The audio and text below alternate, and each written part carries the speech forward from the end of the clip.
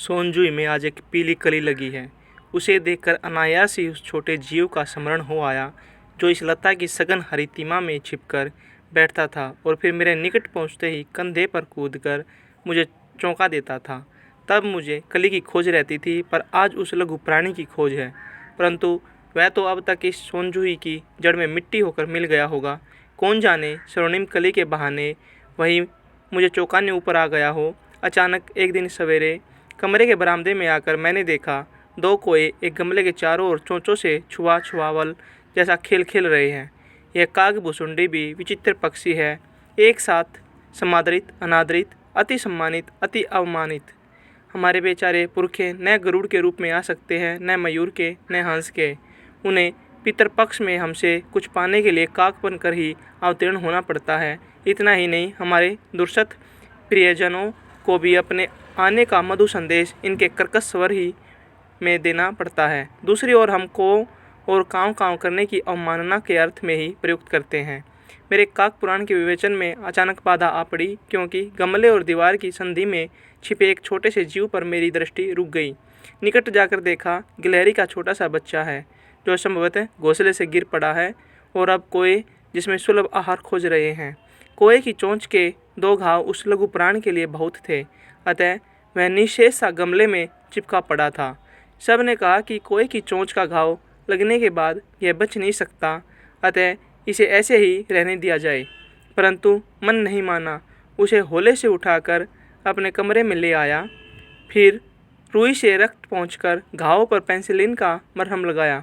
रुई की पतली बत्ती दूध में भिगोकर जैसे तैसे उसके नन्हे से मुंह में लगाई, पर मुंह खुल न सका और दूध की बूंदें दोनों ओर लुढ़क गई।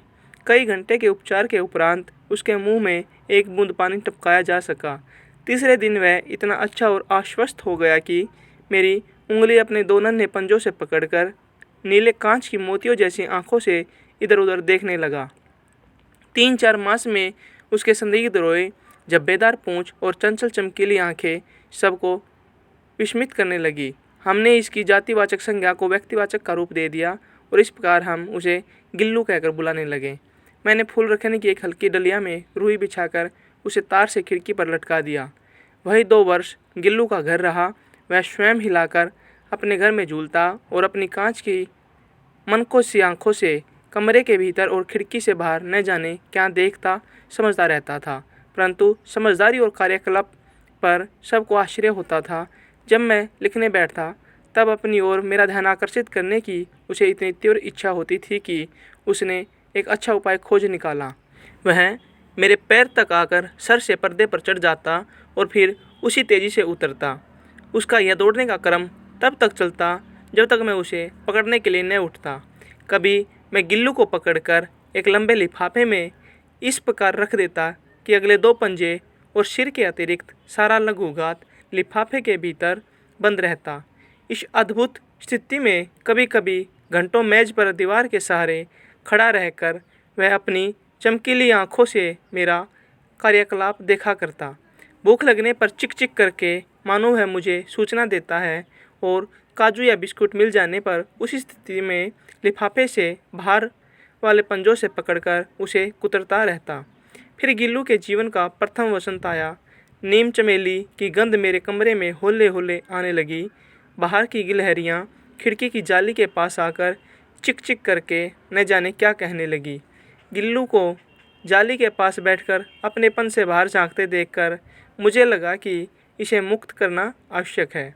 मैंने कीले निकालकर जाली का एक कोना खोल दिया और इस मार्ग गिल्लू ने बाहर जाने पर सचमुच मुक्ति की सांस ली।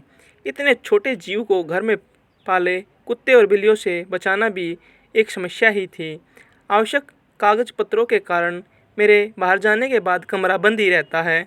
मेरे कॉलेज से लौटने पर जैसे ही कमरा खोला गया और मैंने भीतर पैर रखा, वैसे ही गिल्लू जाली के द्वार से भीतर आकर मेरे पैर, सिर और सिर से पैर तक दौड़ लगाने लगा। तब से यह नित्य का क्रम हो गया। मेरे कमरे से बाहर जाने पर गिल्लू भी खिड़की की खुली जाली की राह बाहर चला जाता और दिन भर गिलहरियों के झुंड का नेता बना हर डाल पर उछलता कूदता रहता और ठीक 4 बजे वह खिड़की से भीतर आकर अपने झूले में झूलने लगता। मुझे चौंकाने की इच्छा उसमें न जाने कब और कैसे उत्पन्न हो गई थी। कभी फूलदान के फूलों में छिप जाता, कभी पर्दे की चुन्नट में और कभी सोनजूई की पत्तियों में। मेरे पास बहुत से पशु पक्षी हैं और उनका मुझसे लगाव भी कम नहीं है, परंतु उनमें से किसी को मेरे साथ थाल में खाने की हिम्मत नहीं हुई है। ऐसा मुझे स्मरण नहीं आता। गिल्लू इनमें अपवाद था।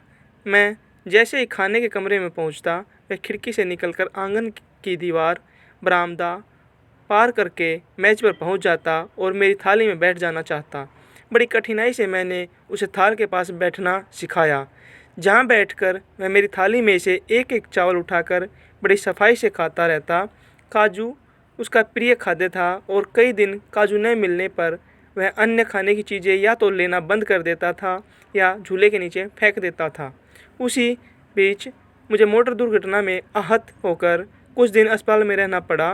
उन दिनों जब मेरे कमरे का दरवाज़ा खोला जाता, गिल्लू अपने झूले से उतरकर दौड़ता और फिर किसी दूसरे को देखकर उसी तेज़ी से अपने घोंसले में जा बैठता। सब उसे काजू दे जाते, परंतु अस्पताल से लौटकर जब मैंने उसके झूले की सफाई की तो उसमें काजू भरे मिले, जिनसे ज्ञात हुआ वह उन दिनों अपना प्रिय खाद्य कम खाता रहा। मेरी ऐसा में वह तकिए पर सिरहाने बैठकर अपने नन्हे नन्हे पंजों से ये मेरे सिर और बालों को इतने होले होले सहलाता रहता कि उसका हटना एक परिचारिका के हटने के समान लगता। गर्मियों में जब मैं दोपहर में काम करता तो गिल्लू न बाहर जाता न अपने झूले में बैठता। उसने मेरे निकट रहने के साथ गर्मी से बचने का एक सर्वथा नया उपाय खोज निकाला। वह मेरे पास रखी सुराही पर लेट जाता और इस प्रकार समीप भी रहता और ठंडक में भी। गिलहरियों के जीवन की अवधि 2 वर्ष से अधिक नहीं होती, अतः गिल्लू की जीवन यात्रा का अंत आ ही गया। दिन भर उसने न कुछ खाया और न बाहर गया। रात में अंत की यातना में भी वह अपने झूले से उतरकर मेरे बिस्तर पर आया और ठंडे पंजों से मेरी वही उंगली पकड़कर हाथ से चिपक गया जिसे उसने अपने बचपन की मरणासन स्थिति में पकड़ा था। पंजे इतने ठंडे हो रहे थे कि मैंने जाकर हीटर जलाया और उसे उष्णता देने का प्रयास किया, परंतु प्रभात की प्रथम किरण के स्पर्श के साथ ही वह किसी और जीवन में जागने के लिए सो गया। उसका झूला उतार कर रख दिया है और खिड़की की जाली बंद कर दी गई है, परंतु गिलहरियों की नई पीढ़ी जाली के उस पार चिक चिक करती ही रहती है और सोनजूई पर वसंत आता ही रहता है।